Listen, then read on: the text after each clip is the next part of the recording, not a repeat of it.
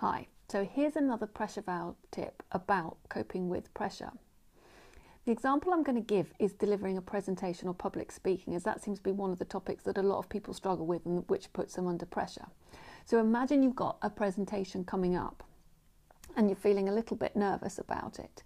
List down all of the things that you can actually control about the presentation. So that could be things to do with your preparation for it, making sure you've got slides and a structure, thinking through possible questions that you might get in the Q&A.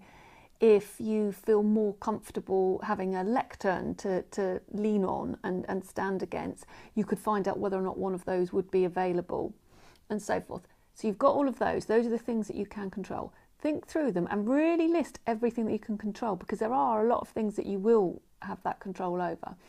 And then start visualizing. Now at this point some people might go, oh God, Julie's gone a bit incense and bean bags at this moment, but visualizing is so powerful. You know that sports people do it all the time. You'll see it, say, in a rugby match where Owen Farrell's about to take a kick. You can see him doing his funny thing with his hands, you know, and he's looking up at the goal.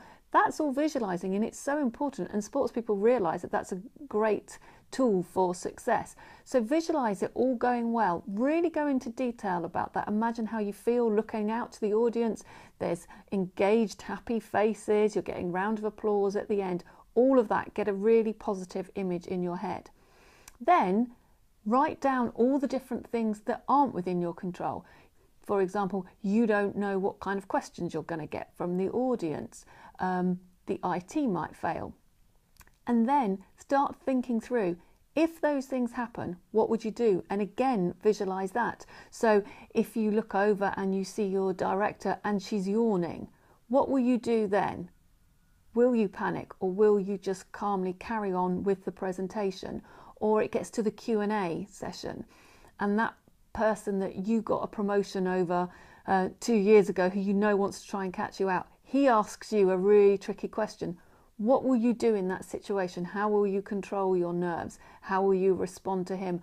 All of those sorts of things. Or the classic one that the IT fails. So you've got your slides there and then suddenly the whole screen just goes blank.